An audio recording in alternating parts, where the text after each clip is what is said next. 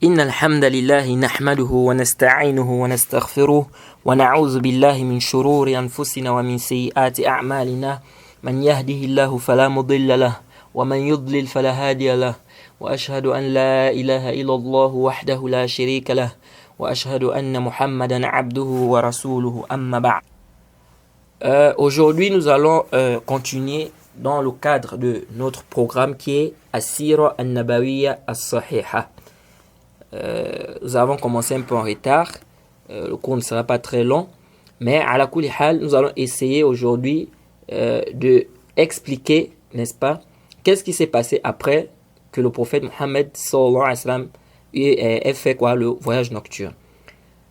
Alors, aujourd'hui, nous allons continuer, donc, comme je disais tantôt, qu'est-ce qui s'est passé après. Donc, le prophète Mohammed sallallahu alayhi wa sallam est revenu du voyage nocturne.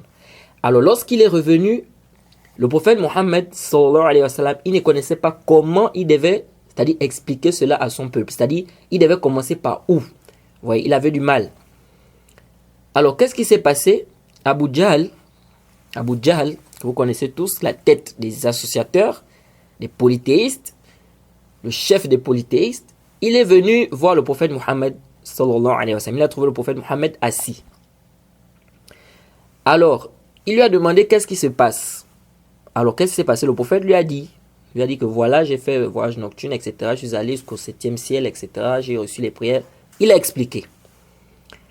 Alors, Abu Jahl, déjà, vous savez qu'Abu Jahl, lui, son but, c'était de combattre l'islam. Il n'était pas d'accord avec l'islam. Alors, déjà, lui, il ne croyait pas déjà à ça. Tout de suite, il n'a pas cru à ça. Et qu'est-ce qui se passe? Il a trouvé par là un bon moyen de faire quoi? D'égarer les gens. Parce qu'il s'est dit quoi? Il s'est dit, mais tiens, voilà une bonne... Parce que ça, c'est une histoire. C'est pas tout le monde qui peut croire à ça. Quelqu'un vient vous dire qu'il a fait un voyage. Il est quitté d'ici. La nuit, une même nuit. Il quitte, il va à Beit Maqdis, à Jérusalem. De Jérusalem, il va jusqu'au 7e ciel et il revient après. La même nuit. C'est-à-dire, ça, c'était impossible dans sa tête. Donc, pour lui, il s'est dit que si il appelle les gens et que les gens viennent écouter ce que le prophète est en train de dire, les gens vont dire que finalement on ne croit pas en lui. Alors qu'est-ce qui s'est passé? Il n'a pas dit tout de suite au prophète que tu mens. Pourquoi? Abu Jahl avait peur que s'il dit au prophète que tu mens, il avait peur que le prophète ne va pas répéter la même chose lorsqu'il va appeler son peuple. Alors qu'est-ce qui s'est passé? Il a dit à Mohammed, Ara'ayta in da'awtu qawmaka tuhaddithuhum bima haddathani? Faqala Nabi sallallahu alayhi wa sallam, Naam.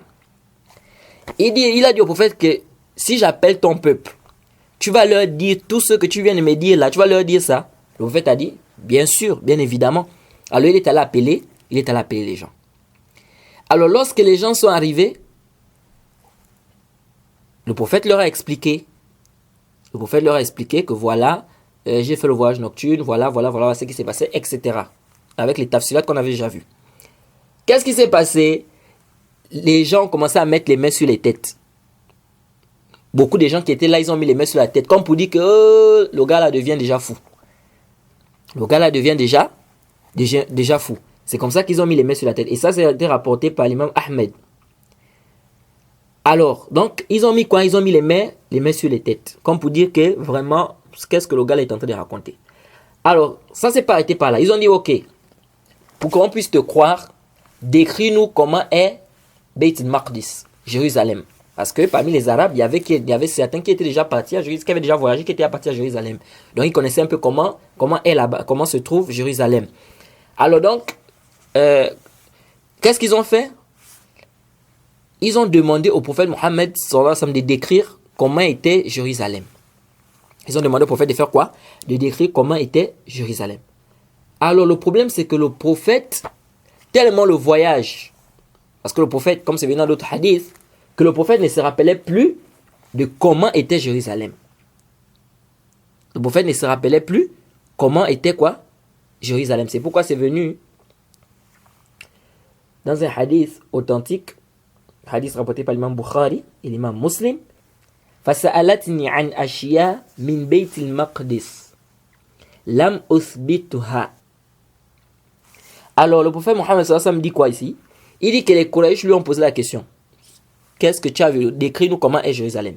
Et il dit que lam usbitha. C'est-à-dire que je n'avais pas eu le temps de faire quoi? De maîtriser réellement comment est Jérusalem. Donc ça veut dire que le prophète ne savait plus comment était quoi Jérusalem. Et ça causait un problème. Pourquoi le prophète ne savait plus? Et ça va dire que c'est parce que le voyage était tellement rapide. Et ça, c'était quelque chose de comment dire ça? D'étonnant, de troublant, ce qui a fait que le prophète n'a pas vraiment eu le temps de prendre tout son temps à regarder exactement comment est Jérusalem. Comment est Jérusalem. Et ça peut arriver. Lorsque vous allez par exemple dans un endroit, vous voyez, vous n'êtes jamais y allé, ou bien par exemple, on vous amène dans un endroit vraiment terrible, que vous n'avez jamais imaginé, que vous pouvez vous retrouver dans cet endroit-là. Vous voyez. Et en même temps, vous avez peur. Vous voyez. Vous n'allez pas avoir tout le temps c'est-à-dire de regarder chose par chose, c'est-à-dire bien c'est-à-dire maîtriser tout. Vous n'allez pas avoir tout ce temps-là. Et puis, en ce temps-là aussi, il n'y avait pas d'électricité. À ce temps-là, il n'y avait pas d'électricité. Et c'était la nuit. Vous voyez, donc c'était un peu difficile au prophète de faire quoi? De voir réellement en détail comment était Jérusalem. Mais quelque chose s'est passé. Le prophète Mohammed, qu'est-ce qu'il a fait? Il a su que là il était, il ne pouvait pas. Parce qu'il n'arrivait pas à décrire comment était Jérusalem. Alors il a demandé à Allah. Il a demandé à quoi? Il a demandé à Allah. De faire quoi? De lui décrire comment est Jérusalem. C'est pourquoi il dit, le hadith c'est dans Bukhari et Muslim. Il dit quoi? Là c'est dans Bukhari et Muslim, je dis bien. Le prophète a dit, farafa'ahu Allahu li. Il dit, Allah a fait quoi? Allah, c'est comme si Allah a pris Jérusalem et il a mis ça devant le prophète Mohammed sallallahu alayhi wa sallam. Et le prophète dit qu'ils ne m'ont pas demandé sur une seule chose sans que je ne leur informe sur ça. C'est-à-dire que Jérusalem, Allah a fait en sorte que Jérusalem soit devant le prophète. C'est-à-dire comme si l'image de Jérusalem, Allah a mis ça devant le prophète. Donc le prophète voit bien comment Jérusalem est.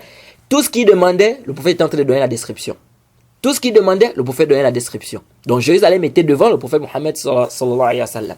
Et il est en train de donner quoi? La description. Et ça fait partie des miracles. Ça fait partie des miracles. Vous voyez. Donc quand ils ont posé la question, le prophète a demandé à Allah, il a fait des doigts où il a demandé à Allah. Et Allah a fait quoi? Allah lui a montré Jérusalem. Et donc le prophète voyait Jérusalem comme si c'était devant lui. Et en même temps il faisait quoi? Il décrivait Jérusalem. Et bien évidemment, le Isra wal Mi'raj, ça a été une fitna, non seulement pour les associateurs, mais également pour ceux qui avaient une faible foi. Parce que beaucoup n'ont pas cru. Beaucoup n'ont pas cru. Ils ont dit, mais comment il peut... C'est horrible, c'est étrange. Comment il peut dire qu'il va faire un voyage, une nuit, aller au retour, il va à Jérusalem, il va jusqu'au ciel, au 7e ciel, etc. Et il revient. Ça, c'est adjib. Et c'est ce qui prouve même, et on va voir encore un peu plus, ce qui prouve même que le voyage du prophète, c'était en chair et en esprit. Contrairement à ceux qui disent que c'était seulement en esprit. Parce que si c'était seulement en esprit, s'il avait fait ça en rêve, mais les Quraysh ne devaient pas douter, les associateurs ne devaient pas douter. Quelqu'un a fait un rêve, il vous dit que dans le rêve, j'ai vu que j'étais au 7e ciel, j'étais au 6e ciel, j'étais jusqu'à Jérusalem. Bon, ça, on peut dire oui, mais c'est un rêve, il a fait un rêve. Pourquoi ils ont douté? C'est parce qu'il leur dit qu'il est parti. Parce qu'il dit qu'il est parti. Et ils ont compris de là qu'en chair et en esprit. Parce que c'est ce qui est étonnant dans l'histoire en fait. Ce qui étonne, c'est qu'ils disent qu'il est parti et il dit qu'il est parti en chair et en esprit. C'est ce qui étonne. Si c'était seulement un rêve, mais pourquoi les associateurs ont fait quoi? N'ont pas cru à cette histoire.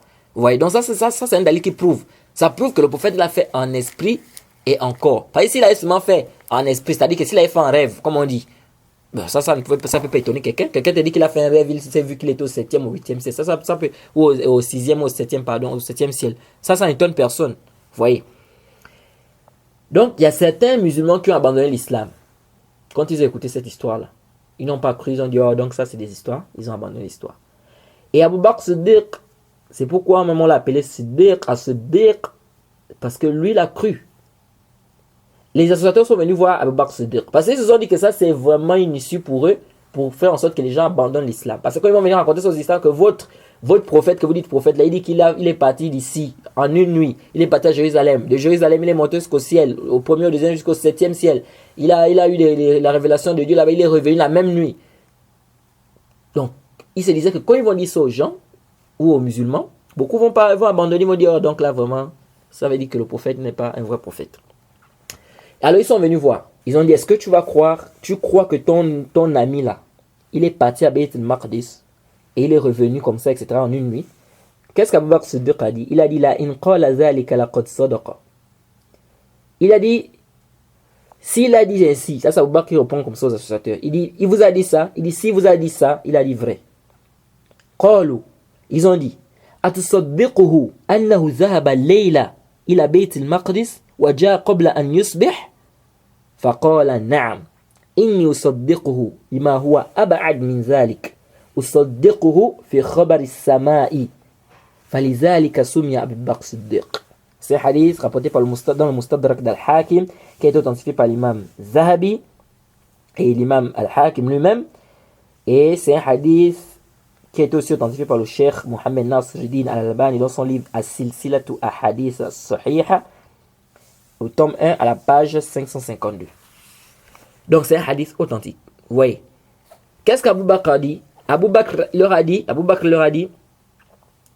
ils ont demandé à Abu Bakr, c'est-à-dire tu crois à ça, ce que ton soi-disant prophète l'a dit, qu'il est parti jusqu'à Jérusalem, jusqu'au ciel, et il est revenu avant que le matin, c'est-à-dire qu'avant la journée, donc il est revenu la même nuit. Abu Bakr a dit oui. Et Abu Bakr leur a dit, je crois à ce qu'il me dit. C'est à cela que je ne veux pas croire. Je crois qu'il a une révélation qui vient du ciel. Le ciel qui est loin de nous.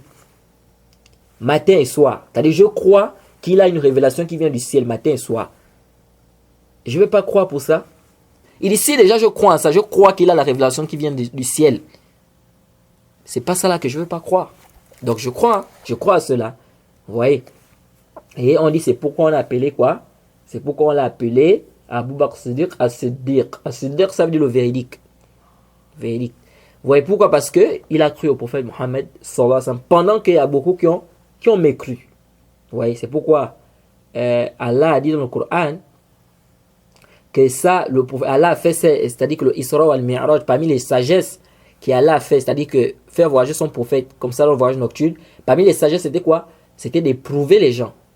Éprouver ceux qui ont la foi et ceux qui ont quoi? Et les associateurs. C'est pourquoi Allah dit, c'est dans la sourate quoi? Isra au verset 60. Vous voyez? Sourate Isra au verset quoi? Au verset 60. Sourate Isra, c'est la sourate 17. La sourate 17 au verset 60. Qu'est-ce qu'elle a dit?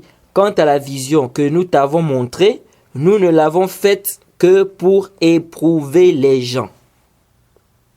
C'est très important.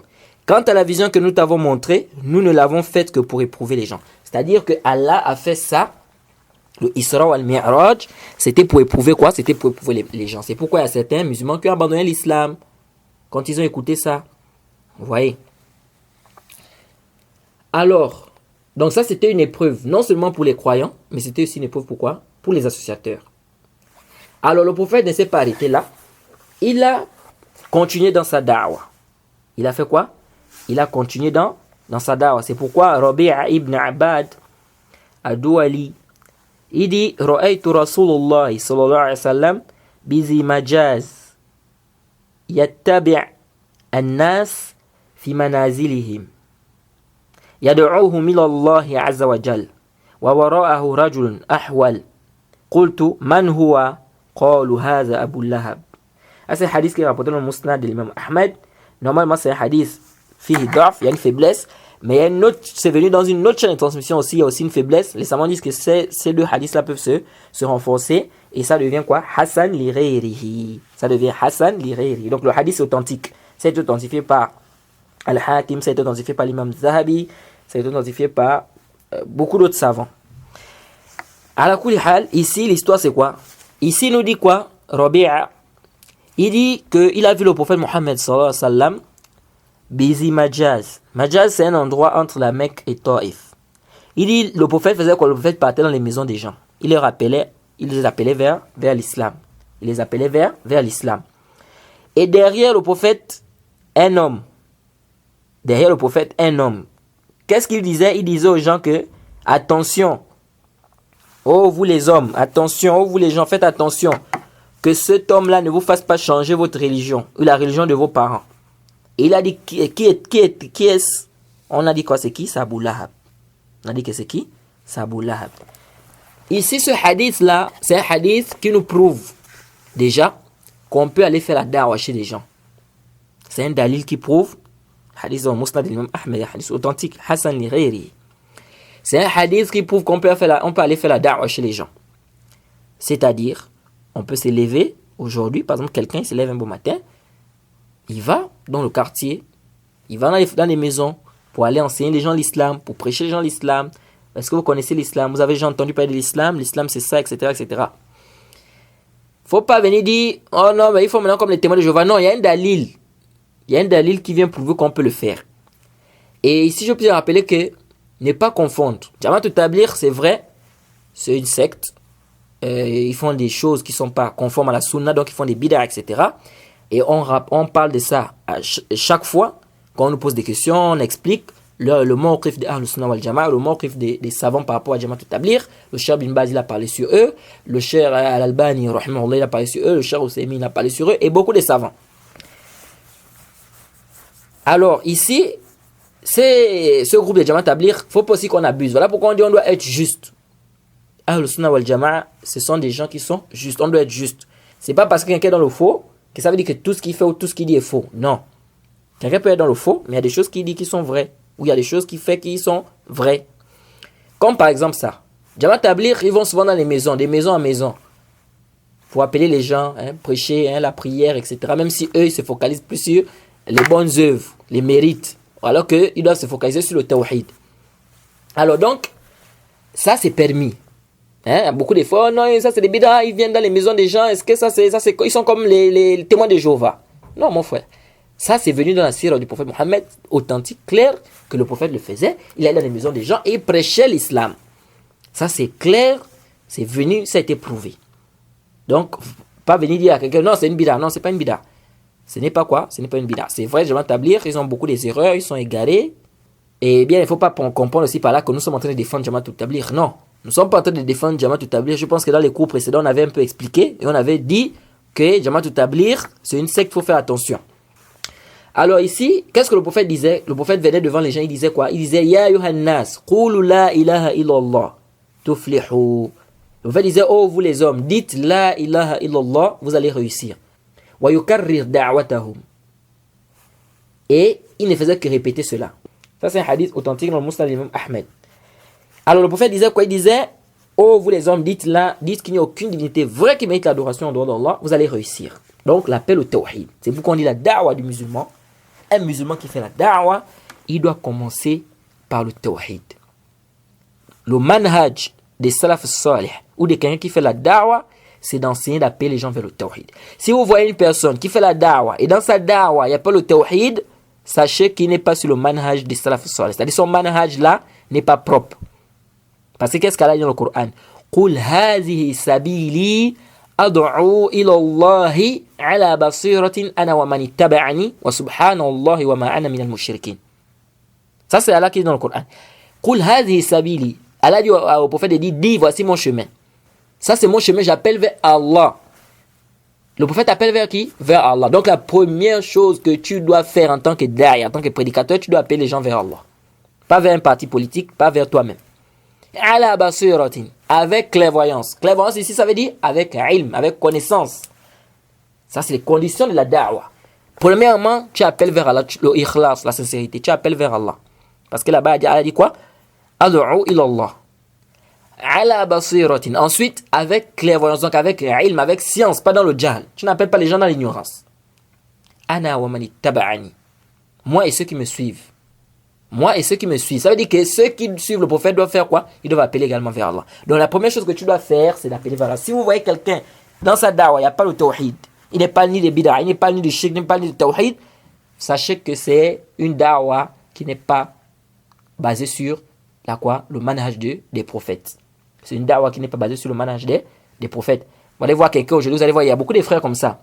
Vous allez trouver leur da'wa, c'est quoi? Et ils font une da'wa s'il faut dire ainsi, c'est des wa'idhun, c'est-à-dire que c'est des gens qui sont juste là pour, je ne sais pas comment je peux traduire ça, c'est-à-dire que vous allez trouver que dans ces sujets, ils parlent par exemple de la fornication, ils parlent du vin, laisser le vin, ils parlent de l'adultère, hein, il parle du mensonge, il parle de la... C'est-à-dire, ces sujets, c'est ça. Vous entrez dans certains sites de certains frères qui font la da'wah, que ce soit en Europe ou en Afrique, vous allez trouver certains frères, leur da'wah se focalise sur ça, sur des sujets comme ça généraux. C'est-à-dire la fornication. Pourquoi vous n'avez pas fait la fornication? Laissez le vin. Hein? Pourquoi qu'on appelle ça le riba? C'est-à-dire, il se focalise sur des trucs comme ça et il laisse quoi l'essentiel. Sachez que quand vous entrez dans un site ou quand vous voyez un frère, sa da'wah c'est ça, sachez qu'il y a des problèmes dans la da'wah. Le manhaj n'est pas propre. Il n'est pas sur le manhaj propre. Une da'wah qui est sur le manhaj du prophète et des prophètes, tu dois inclure le tawhid dedans, coûte que coûte. Tu dois inclure le tawhid. Et c'est même là-bas, tu vas commencer même par ça. Ça veut dire que dans tes cours, tu dois inclure le tawhid. Tu ne peux pas venir m'en parler, parce que c'est pourquoi les savants disent, tu arrives dans un quartier, et les gens sont dans le zina, les gens sont dans le vin, les gens sont dans le riba, les gens sont dans le riba. Parce qu'il y a le riba, qui est la calomnie ou les critiques, et il y a le riba, qui est quoi? L'intérêt usuraire. Les gens sont dans tous ces péchés-là. Toi, et il y a d'autres qui sont dans le shirk. Quand tu arrives, qu'est-ce que tu dois faire? Les savants disent, tu dois commencer par ceux qui sont dans le shirk. Commence d'abord par le shirk. Pourquoi? Parce que de tous ces péchés-là, c'est le shirk qui est le plus grave. C'est le shirk qui est le plus grave. À quoi ça sert de dire à un musulman de laisser le zina s'il est dans le shirk? Même s'il laisse le zina, ça ne lui servira à rien. Pourquoi? Parce qu'il est dans le shirk. Vous voyez? À quoi ça sert de dire à un musulman de laisser le vin pendant qu'il est dans le shirk? C'est pourquoi on dit quoi? La base, premièrement, c'est d'abord le tawhid. Le reste, là, ça vient après. Tu viens dans un endroit, la première chose que tu dois commencer, c'est le tawhid. Maintenant, si les gens ont compris le tawhid, maintenant, tu peux avancer. Tu peux maintenant aller à autre chose. Vous voyez? Et c'est ça la da'wah. Donc, dans tes cours, tu dois inclure le tawhid à l'intérieur. Quand tu as venu seulement avec des sujets généraux, venir expliquer aux gens seulement la fornication, le vin, c'est pas bien, le zina, c'est pas machin. Ça, c'est un manhaj qui n'est pas propre. Et c'est pourquoi vous allez voir que on a fait beaucoup de inkar à beaucoup de frères qui font la da'wah, surtout en Europe. Beaucoup de frères qui font la da'wah en Europe, leur manhaj n'est pas clair, leur manhaj n'est pas propre. Leur manhaj n'est pas propre. Parce que quand vous allez entrer dans les sites, je sais que beaucoup de frères écoutent. Beaucoup de frères écoutent ces frères-là, beaucoup de frères français et tout. Mais parmi eux, il y en a, le manhaj n'est pas propre. Pourquoi? Parce que quand vous regardez, vous rentrez dans les sites, vous ne trouvez que des trucs, c'est-à-dire que c'est pas le tawhid en fait. Il n'y a pas de tawhid là-dedans. Comment quelqu'un peut prétendre appeler Allah et il ne met pas des coups de tawhid dans ses durus? Vous voyez, ça c'est très dangereux. Alors pendant que le prophète Mohammed sallallahu alayhi wa sallam était en train, et ici aussi on retient aussi quelque chose. Parce que je disais tantôt que la biographie du prophète, le but, ce n'est pas seulement de faire la biographie, c'est-à-dire qu'on est seulement on libre. Non, c'est pas ça le but. Le but, c'est qu'on prenne des leçons et que ça nous aide dans notre da'wah. Là, on retient quoi? Le prophète est en train de faire la da'wah. Hein. Regardez, hein. Le prophète est en train de passer dans les maisons en train de prêcher. Qui est derrière lui? Abu Lahab. Qu'est-ce qu'Abu Lahab fait? Il dit, ne l'écoutez pas, c'est un menteur. Il est derrière le prophète en train de dire quoi? Ne l'écoutez pas, c'est un menteur, il veut que vous délaissez la religion de vos parents. Regardez un peu ça. Ce que ça peut faire.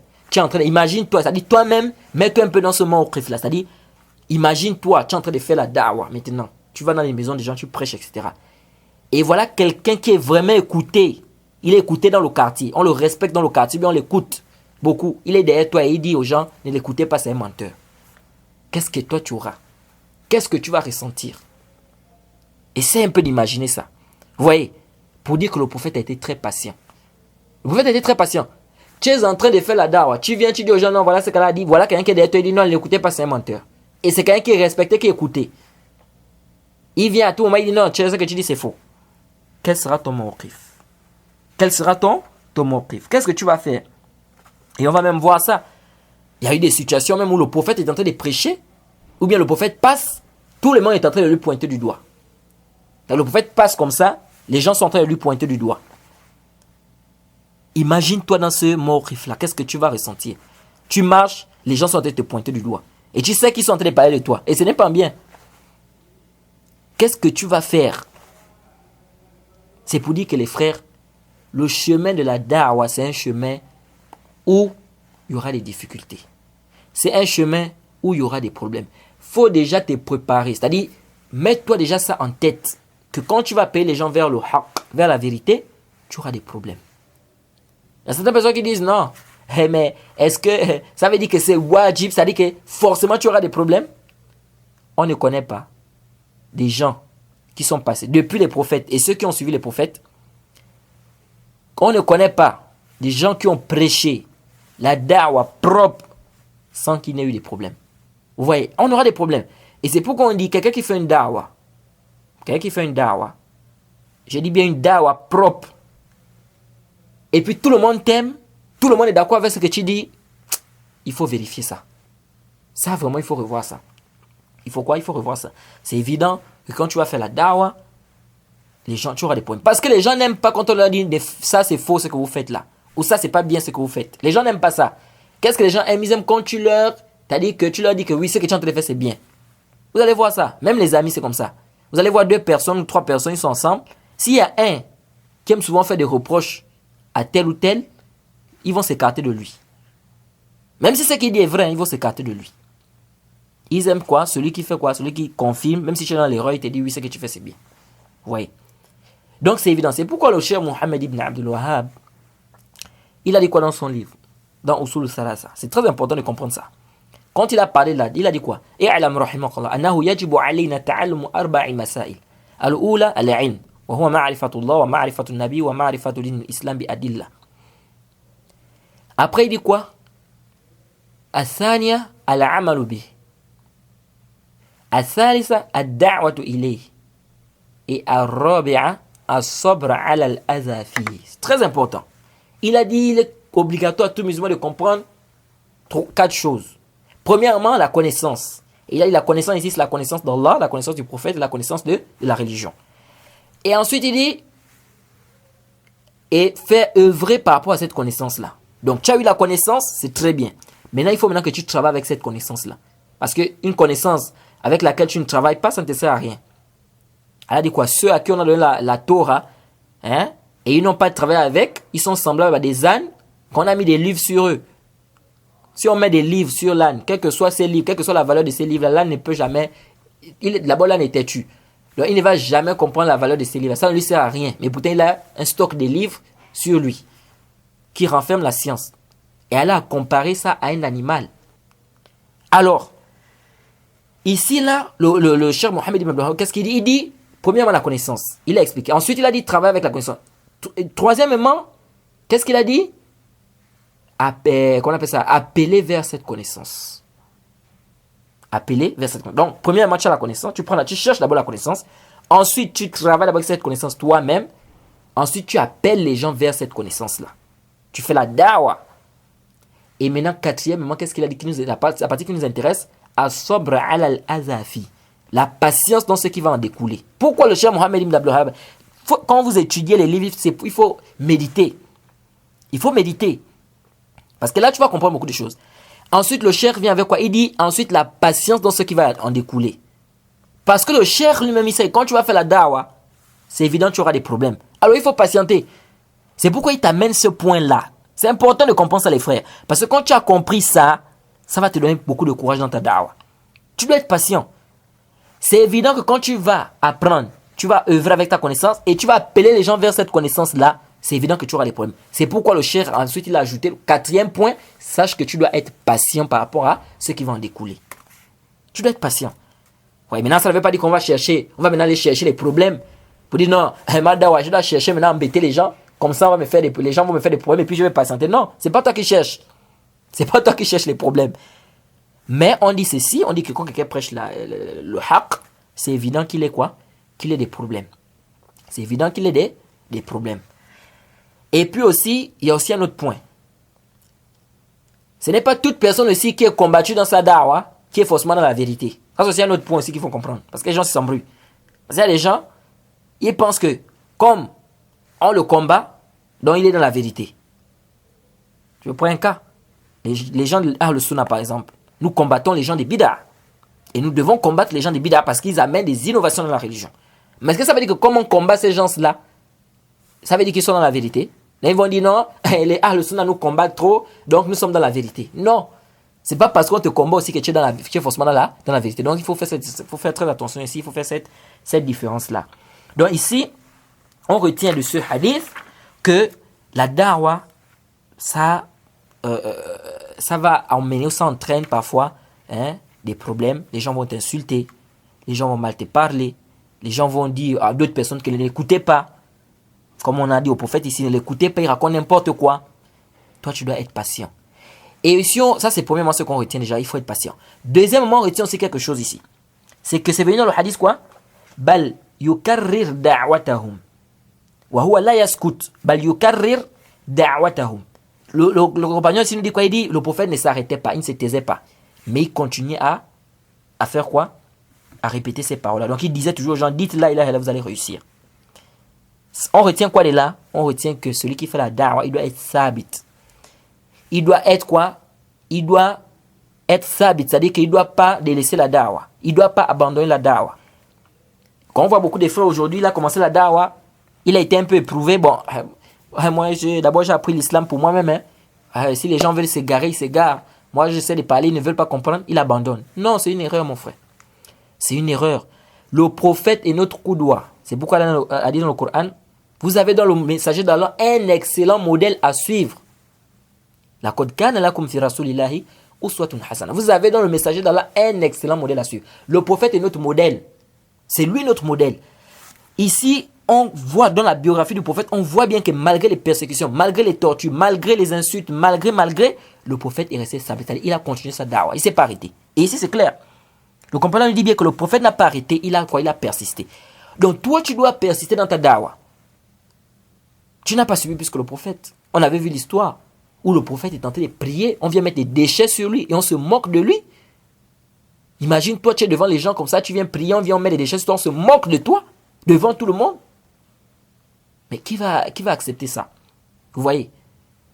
Donc, le prophète, malgré ça, le prophète n'a pas arrêté. Et ici, tu es en train de, je te dis, imagine-toi, tu es en train de prêcher les gens et il y a quelqu'un qui est derrière toi à tout moment, il est là, il n'écoutait pas son peuple, il vient là, il dit non, ne l'écoutez pas, c'est un menteur. Mais malgré ça, qu'est-ce que le prophète fait? Le prophète continue à parler. Le prophète continue à prêcher. Donc ça nous montre quoi ici? On retient ici, parmi les fawaïd, c'est quoi? C'est que le da'i, il doit être sabit, il doit continuer sa da'wah. Peu importe, les gens vont t'insulter, les gens vont parler mal de toi, les gens vont dire qu'il est comme ça, c'est toujours lui, il veut montrer qu'il connaît, il est comme ça, il aime trop dire comme ça, il aime trop parler de ça, il aime trop faire des reproches, il aime comme ça. Toi, tu dois être sabit, tu dois persister dans ta da'wah. Tu dois persister dans quoi? Dans ta da'wah, c'est-à-dire que tu dois être sabit dans ta da'wah. Ça ne doit pas te décourager. Parce que c'est ça notre problème, le problème qu'on a aujourd'hui. Et moi, je dis toujours aux frères, que si on étudie la biographie du prophète bien, correctement, les koutoub des savants, on regarde la biographie des savants qui nous ont précédés, Wallah, ça va te donner le courage en tant que da'i. Et moi, je m'adresse beaucoup plus ici aux prédicateurs, aux da'i. Surtout le prédicateur. On va vraiment, c'est-à-dire que ça va te donner beaucoup de courage, Wallah, et ça va te donner le courage. Parce que lorsque tu auras des épreuves, tu vas être éprouvé quand tu vas penser à ce que le prophète a subi, ce que les compagnons ont subi, ce que les savants ont subi. Mais malgré ça, ils sont restés sabites, ils ont continué leur da'wah, ça va te donner le courage. Ça va te donner le courage. Tu vas dire, oh, ils ont continué, ils ont persisté, allez, on doit avancer. Et tu auras des fruits de ça, même après ta mort. Mais quant au fait, dès que tu as une petite épreuve, seulement tu abandonnes la da'wah, une petite épreuve, oh non, j'arrête, je ne fais plus la da'wah, je ne prêche plus, je n'enseigne plus, j'arrête tout. Ça, vraiment, il faut qu'on essaie de revoir ça, les frères. Il faut qu'on essaie de revoir ça. C'est très important. C'est pourquoi je disais que la biographie du prophète, on n'étudie pas ça seulement pour lire comme ça. Non. On étudie ça pour tirer des profits. Pour tirer quoi? Des profits. Alors, il y a un homme parmi les Ansar qui est venu voir le prophète. Et le prophète lui a dit quoi? Hal min rajulin yahmiluni ila qawmihi. Le prophète a posé la question, il a demandé aux gens. Il s'est adressé aux gens. Il a dit, est-ce que parmi vous, il y a quelqu'un qui va m'aider? فإن قريش قد منعوني أن أبلغ كلام ربي عز وجل. Il dit, est-ce qu'il y a parmi vous, il y a quelqu'un qui va me soutenir, qui va m'aider? Car Quraysh, ils m'ont empêché, ou bien ils sont en train de m'empêcher de faire quoi? De transmettre le message de mon Seigneur. Vous voyez, le prophète ici cherche de l'aide. C'est pourquoi quand tu fais aussi la da'wah, c'est aussi bien de faire la da'wah avec d'autres frères. Surtout si tu arrives dans un quartier ou dans un village où les gens sont hostiles. Tu vois, si tu peux trouver parmi ces gens-là, quelqu'un qui peut t'écouter, qui peut t'aider, ce sera bien. Ce sera bien. C'est pourquoi le prophète a dit ici, est-ce qu'il y a quelqu'un qui peut m'aider à transmettre la parole de mon Seigneur? Parce que les Quraysh sont en train de m'empêcher. C'est-à-dire les Quraysh sont en train de m'empêcher. فَآتَاهُ رَجُلٌ مِنْ هَمْدَانٍ فَقَالَ مَنْ أَنْتَ فَقَالَ الرَّجُلُ مِنْ هَمْدَانٍ. Il y a un homme qui est venu de Hamdan. Le prophète lui a dit, qui es-tu? Il a dit, je suis de Hamdan. قَالَ هَلْ عِنْدَ قَوْمِكَ مِنْ مَنَعَ Hey, هَلْ عِنْدَكُمْ قُوَّةٌ. C'est-à-dire, le prophète lui a demandé que est-ce que dans ton peuple, il y a des gens, c'est-à-dire vous avez la force, c'est-à-dire que c'est ton peuple là, parce que le prophète maintenant est en train de chercher maintenant des gens qui vont l'aider à faire quoi? À transmettre le message de sorte que toute la péninsule arabique, ou bien de sorte que le message de Allah subhanahu wa ta'ala soit propagé. Donc il a besoin d'un peuple, des gens qui ont la force. Vous voyez? Qui ont quoi? Qui ont la force. C'est pourquoi le prophète demande, est-ce que ton peuple, ils ont de la force? Parce que s'il va prendre un peuple qui est faible, avec Quraysh, ce sera compliqué. Vous voyez? Il a dit quoi? Qala na'am. Il a dit na'am. Sauf qu'il a eu peur. Il a eu peur que son peuple n'accepte pas. Il a eu peur que son peuple n'accepte pas, parce qu'il va retourner vers son peuple. Lui voulait faire quoi? Il va retourner vers son peuple pour leur dire que voilà ce que l'islam dit, voilà, il y a un prophète là-bas qui explique ceci, cela, on doit l'aider. Mais lui, il avait peur, est-ce que le peuple va accepter ou pas? Il a dit au prophète que je vais d'abord aller voir mon peuple, je vais leur parler, etc. S'ils acceptent, je vais venir l'année prochaine. Faqala Nabi sallallahu alayhi wa sallam, na'am. Fantalaqa wa ja'a wafd al-ansar fi Rajab. Ensuite, ils sont venus quoi? Il est parti là, il a parlé à son peuple, et ils sont venus quoi? Au mois de Rajab. Et ce qui prouve que ça s'est passé à la 11e année de la révélation. Voilà, 11e année de la révélation. Parce que les Ansar sont venus quoi? La 11e année de la révélation. Lorsqu'il y avait quoi? Le Bay'at al-Aqaba. Ouais. Puis ils sont encore revenus la 12e année. Ouais. Hein, le Bay'at al-Thaniya. Al-Aqaba al-Thaniya. Et ici aussi, il faut rappeler qu'ici, il y a des gens qui s'embrouillent. Il y a ce qu'on appelle l'année de la révélation et l'année de l'égir. Beaucoup de gens confondent. Quand on dit, par exemple, là, ici, on dit la 11e année de l'égir. C'est différent de la 11e année de la révélation. Ici, c'est la 11e année de la révélation qui est différente de la 11e année de l'égir. Parce qu'il y a un peu dit, oh, 11e année, la 11e année, c'est l'année où le prophète est mort. Parce que le prophète est mort la 11e année. Mais pas la 11e année de la révélation, la 11e année de l'égir. Donc la 11e année de quoi? De la hijra, donc de l'égir. Ça, c'est très important. Donc, on va s'arrêter par ici pour aujourd'hui. Et on va continuer le prochain cours. Et le prochain cours, on va essayer de voir les relations qu'il y a eu entre les Ansar et la da'wa du prophète. Comment est-ce que le prophète a fait sa da'wa aux Ansar, etc. On va détailler tout cela. Et on va tirer des profits et quoi?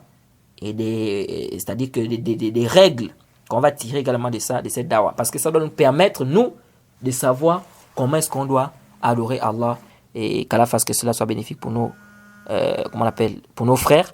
Wa subhanaka Allahumma bihamdik ashhadu an la ilaha illa anta astaghfiruka wa atubu ilaik. Assalamu alaikum wa rahmatullahi wa barakatuh.